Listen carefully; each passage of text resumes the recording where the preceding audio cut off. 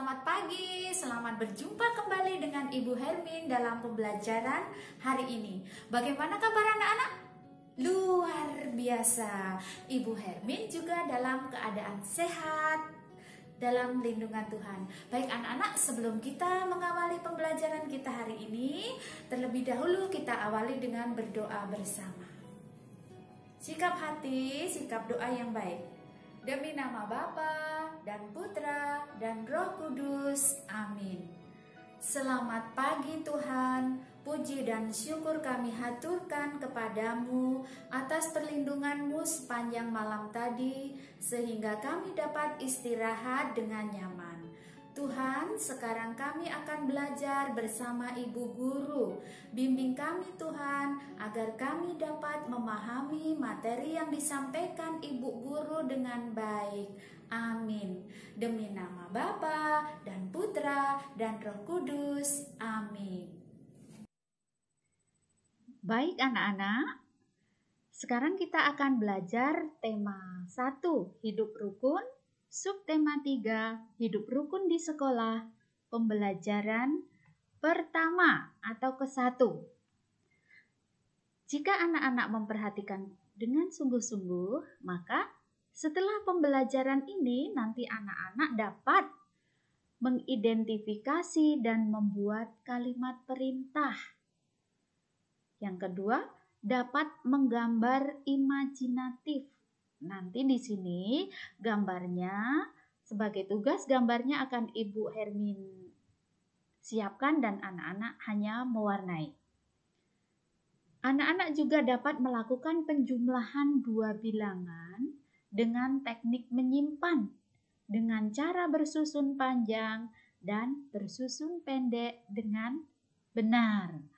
Kita akan memulai dengan mengidentifikasi dan membuat kalimat perintah. Nah, supaya anak-anak bisa paham, bisa memahami dengan baik, mari kita baca dulu percakapan di bawah ini. Nah, ini Pak Yosef berkata, "Selamat pagi anak-anak." Para siswa menjawab, "Selamat pagi, Pak." Kemudian, kerjakanlah soal-soal yang ada di buku halaman 27. Baik, Pak. Kalau sudah selesai, kumpulkan LKS di meja saya. Baik, Pak. Nah, itu percakapan antara Pak Yosef dan para siswanya. Nah, dalam percakapan tadi ada kalimat perintah. Kalimat perintah itu apa artinya ya?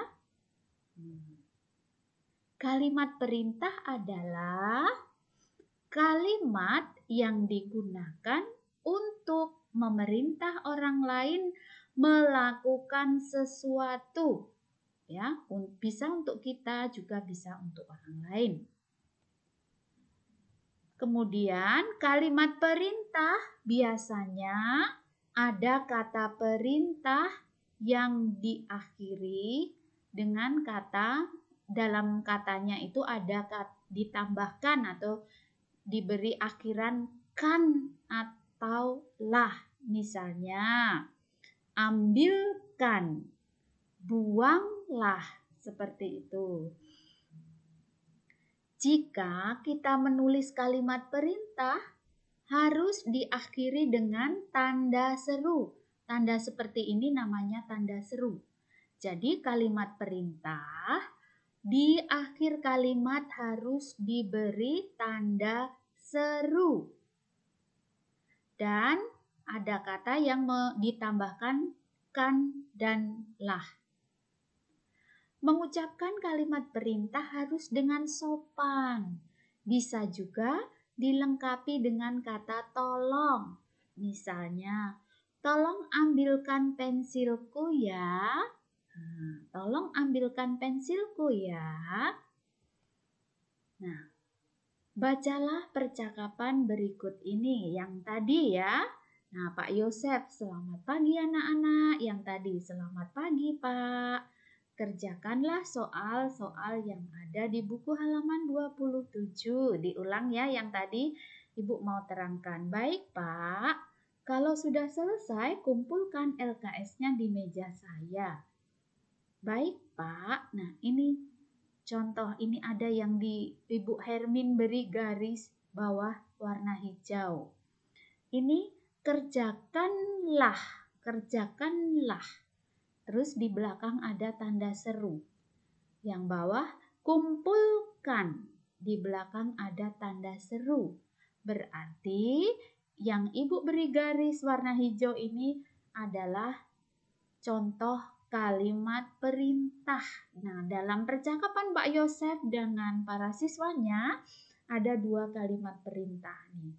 Apa cirinya? Apa tandanya kok disebut kalimat perintah? Ini ada kata diberi tambahan lah dan di akhir kalimat diberi tanda seru. Ini juga, Bu, yang di atas ini juga ada tanda seru. Tetapi kan tidak ada tambahan lah, juga tidak ada tambahan kan. Jadi ini bukan kalimat perintah. Yang kalimat perintah yang Ibu beri garis hijau. Ada tambahan lah, ada di akhirnya ada tanda seru. Ini ada tambahan kan, di akhirnya ada tanda seru. Begitu ya anak-anak ya, paham ya? Nanti kita praktekkan dalam mengerjakan tugas. Pokoknya kalau anak-anak disuruh buat, tinggal tambahkan lah atau kan dan diberi tanda seru. Berikutnya, mari kita akan menggambar imajinatif. Nanti di sini kita lebih ke mewarnai. Nah, di kelas, para siswa sedang belajar menggambar. Udin, Edo, dan Siti menggambar dengan alat yang berbeda. Nih, Udin menggunakan pensil warna. Edo menggunakan spidol dan Siti menggunakan krayon. Ini pensil warna, ini spidol, ini krayon. Nah, anak-anak, jika alatnya berbeda, apakah hasil mewarnainya berbeda? Ada perbedaan? Tentu anak-anak, karena alatnya berbeda, hasilnya pun akan berbeda. Coba kita lihat apa perbedaannya ya. Nah ini, kalau kita mewarnai dengan krayon, maka hasilnya akan tebal dan kasar nih. Ini krayon. Hasilnya bagaimana? Hasilnya akan tebal dan kasar. Tetapi kok ini kelihatan halus? Tenang anak-anak. Kalau kita menggunakan krayon, hasil awalnya memang tebal dan kasar. Tapi bisa ada alat untuk memperhalus. Jika anak-anak membeli krayon, itu pasti dilengkapi dengan alat-alatnya. Nah, ini ada alat untuk menghaluskan hasil mewarnai juga. Tapi hasil awalnya adalah tebal dan kasar. Kemudian kalau kita mewarnai dengan spidol, maka hasilnya akan tebal dan halus. Kalau krayon tadi tebal dan kasar, kalau spidol tebal dan halus. Nah, ini contoh spidol nih. Hasil mewarnainya seperti ini, tebal dan halus. Nah, jika anak-anak mewarnai dengan spidol, anak-anak harus biarkan dulu. Diamkan dulu hasil mewarnai ini beberapa saat. Karena apa? Karena kalau kita mewarnai dengan spidol, kertasnya atau medianya itu agak basah. Jadi harus didiamkan dulu beberapa saat baru bisa dipegang. Karena kalau dipaksakan nanti bisa robek ya. Ini dengan spidol. Kemudian yang berikutnya dengan pensil warna. Nah, kalau kita mewarnai dengan pensil warna, maka hasilnya akan tipis dan halus, tidak tebal, tetapi tipis. Kalau krayon tadi tebal dan kasar, spidol tebal dan halus. Kalau dengan pensil warna tipis dan halus, ini dengan pensil warna. Hasil mewarnainya seperti ini. Halus tetapi tipis. Nah, nanti anak-anak Ibu beri tugas untuk mewarnai, anak-anak boleh memilih alatnya. Boleh, kalau anak-anak mau agak tipis dan halus, memakai pensil warna. Mau tebal dan kasar, pakai krayon. Tetapi bisa dihaluskan dengan alat yang ada ketika membeli krayon. Kemudian kalau dengan spidol, halus, tebal, dan halus. Ya, itu ya anak-anak ya. Nah, jadi perbedaannya sudah paham ya? Perbedaan jika mewarnai dengan krayon, spidol, dan pensil warna. Hasilnya sudah tahu. Nah, oke anak-anak. Sekarang ayo kita belajar menjumlahkan bilangan bernilai ratusan. 2 bilangan yang nilainya ratusan. Tolong perhatikan ya, kita akan menggunakan 2 cara. Yang pertama cara panjang, juga cara pendek. Nanti kita ini menghitungnya, penjumlahannya sudah menggunakan dengan cara bersusun panjang ini dengan teknik menyimpan. Jadi anak-anak harus benar-benar perhatikan supaya paham. Kalau anak-anak nggak sungguh-sungguh perhatikan, nanti anak-anak kurang paham, akibatnya nggak bisa mengerjakan soal dengan baik. Nah, mari anak-anak perhatikan dengan sungguh-sungguh, cermati video penjelasan Bu Hermin ya, penjelasan cara mengerjakan dengan bersusun panjang dan bersusun pendek. Baik anak-anak, Bu Hermin akan menjelaskan mulai dari penjumlahan dengan teknik menyimpan bersusun panjang. Perhatikan ya, misalnya ada soal 247 ditambah 135. Kita kerjakan dengan cara bersusun panjang. Nah, 247 kita tulis di sini, kemudian penambahnya 135 kita tulis di bawahnya. Nah, karena dengan bersusun panjang, maka angka ini kita uraikan dulu di sampingnya. 247. Nah, ini angkanya ada 3, 1, 2, 3. Maka titik-titiknya juga 3, 1, 2, 3. Nah, titik-titik yang depan ini milik siapa ya? Nah, ini tadi kan ada 3 angka. Yang pertama dibilang apa tadi? 200. Berarti titik-titik ini miliknya 200. Nah, kemudian yang tengah atau yang kedua milik siapa? Tadi 3. Nih, 247.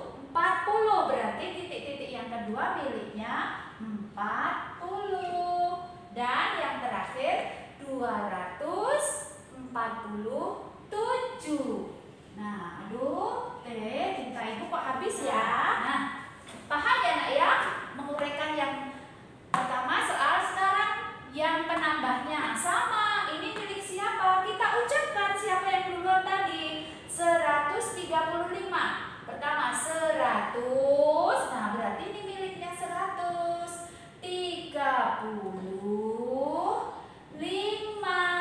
Nah, gampang kan cara membuat bentuk panjangnya? Nah, sekarang anak-anak perhatikan, kalau soal ini sudah diuraikan, sudah dipanjangkan, kita kerjakan yang di bawah garis. Ini ada garis panjang, ada tanda tambah. Nah, kita kerjakan yang ini. Caranya bagaimana? Kita jumlahkan. Kita menjumlahkannya dari angka paling belakang, kelompok satuan. Nah, ini kita jumlahkan, taruh di sini. Nah, ini juga nanti kita jumlahkan. Ya, coba perhatikan. 7 ditambah 5 berapa ya? Nah, anak-anak 7 disimpan di mulut, ditambah 5. 7, 8, 9, 10, 11, 12. Oh, 12 kita tulis 12. Kemudian ini 0 ditambah 0 kita tulis 0. Lurus ya. 4 ditambah 3, 7. Kemudian ini 0 tambah 0, 0. Ini juga 0 ditambahkan 0, 0. 2 tambah 1, 3. Oke, nah ini hasilnya seperti ini ya. Ini juga, ini kita pindahkan yang di sini. Nah, perhatikan ya. Ini bisa dari belakang, bisa juga dari depan. Kalau dari depan, angka 300 ini kita tulis lagi di bawahnya, nak. Kita tulis lagi di bawahnya. Nah, yang 70 kita juga tulis lagi di bawahnya. Aduh, kenapa sih tinta ibu ini habis semua? Nah, kita tulis ini 70 ya. 70 kita tulis, pindahkan lagi ke belakang. Terus ini 12. Kok 12? Nah, kalau 12 harus dipisahkan dulu antara satuan dan puluhan. Kita pisahkan dulu ini ke sini, ini ke sini. Nah, satuannya 2, puluhannya 1. 1 tapi 1 puluhan. Begini. Nah, paham ya? Nah, terus yang ini 300, ini 300, ini 70, ini 10, ini 2. Oh, kok puluhannya ada 2? Kita beri tanda ini. Kita gabungkan ini ya. Nih. Nah, 300 kita tulis lagi di bawahnya. 300. Terus yang puluhan dengan puluhan ini digabung. 70 ditambahkan dulu. 70 tambah 10. Jadi 70 tambah 10, 80. Nah, ini kelompok puluhannya. Baru kelompok satuannya ini kita pindah di sini. Jadi ini 300, ini 80, ini 2. Kalau ditambahkan jadi 382. Nulisnya angka depannya 382. Nah, begitu anak-anak. Nah, sekarang bagaimana dengan yang bersusun pendek? Mari kita coba bersama. Yang bersusun pendek seperti ini, nah. 7 ditambah 5. Berapa tadi 7 tambah 5? 7 ditambah 5. Tadi 12 ya. 12. Nah, 12 ini kan ada angka satuan dan puluhan. Kita ambil satuannya aja. Satuannya itu diletakkan di sini. Nah, lurus dengan satuan. 2. Terus puluhannya gimana, Bu? Ini puluhannya, angka puluhannya kita simpan atau kita letakkan di tempat puluhan. Angka satunya ini kita letakkan di tempat puluhan di sini. Nah, diletakkan angka 1 ini diletakkan bukan untuk hiasan aja ya, Nak ya, tapi nanti ikut dihitung. Nah, sekarang 1 ditambah 4 berapa? 5. 5 ditambah 3, 8. Kita tulis 8. 2 tambah 1, 3. Nah, anak-anak, sekarang anak-anak paham kan? Ternyata menjumlahkan dengan cara bersusun panjang dengan cara bersusun pendek, hasil akhirnya sama. Beda cara, beda langkah saja. Paham ya? Good. Baik anak-anak, Bu Hermin akan beri satu contoh lagi agar anak-anak lebih paham.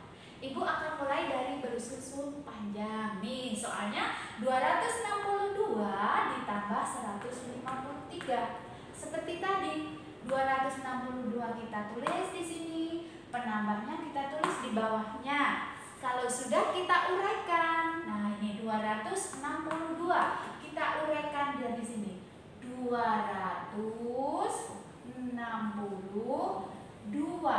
Bawahnya 153.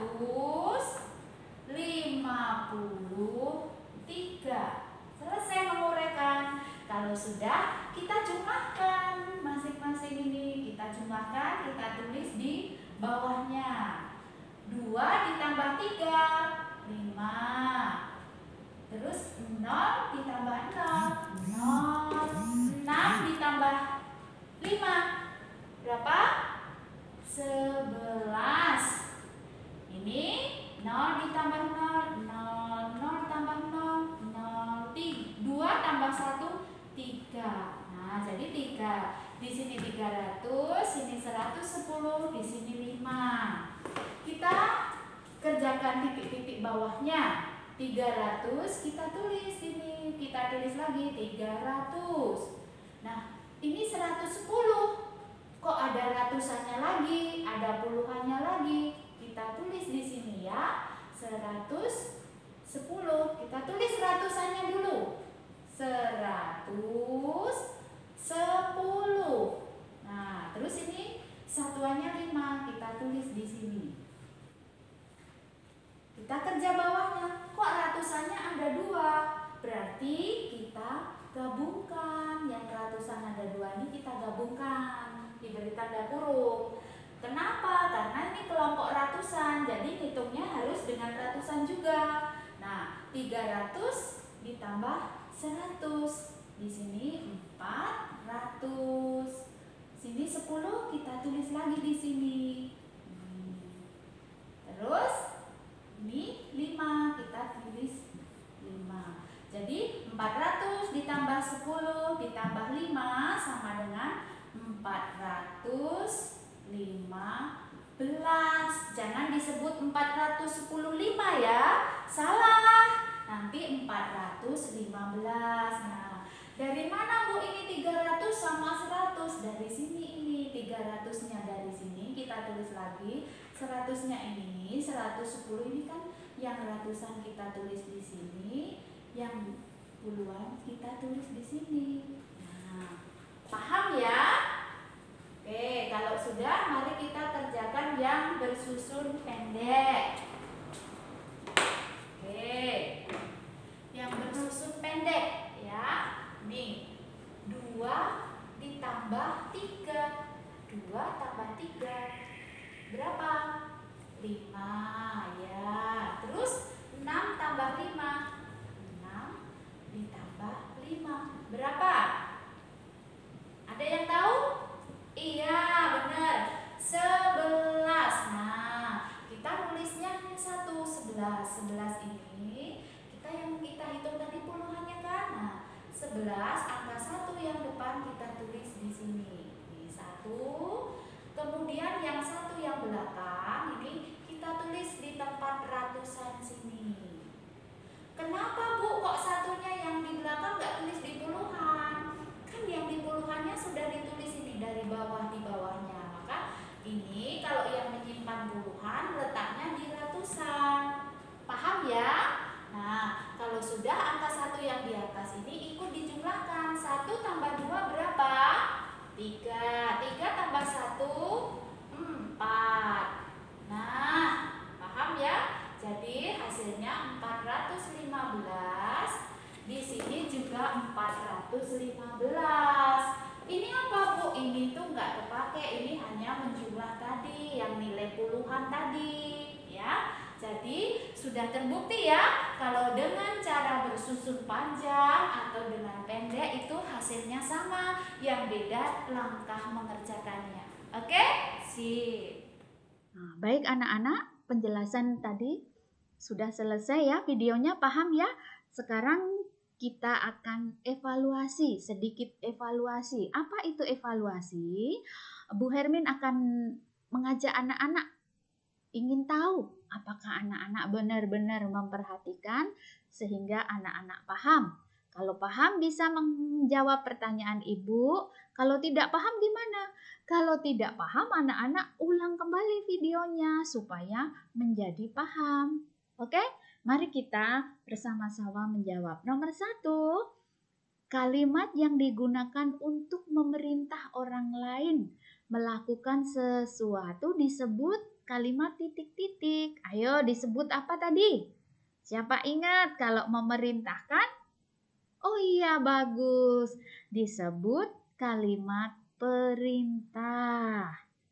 Nomor 2, kalimat. Nah, di sini ini kurang perintah ya. Kalimat perintah ini hanya ada kalimat saja. Harusnya kalimat perintah ya. Kalimat perintah selalu diakhiri dengan titik-titik. Diakhiri dengan apa? Di paling akhir, kalimat paling akhir. Ayo siapa tahu? Iya, diakhiri dengan tanda seru seperti ini. Berikutnya, alat yang dapat digunakan untuk mewarnai gambar adalah spidol. Ibu kasih tahu spidol. Apalagi siapa yang ingat? Iya, benar. Krayon. Satu lagi penjelasan Ibu tadi? Iya, pensil warna. Betul. Nah, sekarang Bu, buat melengkapi kalimat perintah ini sudah ada tanda seru. Kata perintahnya, titik-titik sampah pada tempatnya. Nah, isian yang tepat, buanglah. Nah, ini adalah buanglah sampah pada tempatnya. Oke, wah sudah banyak yang paham ya. Berarti anak-anak memperhatikan videonya dengan sungguh-sungguh. Oke ya anak-anak, terima kasih ya sudah memperhatikan dengan baik.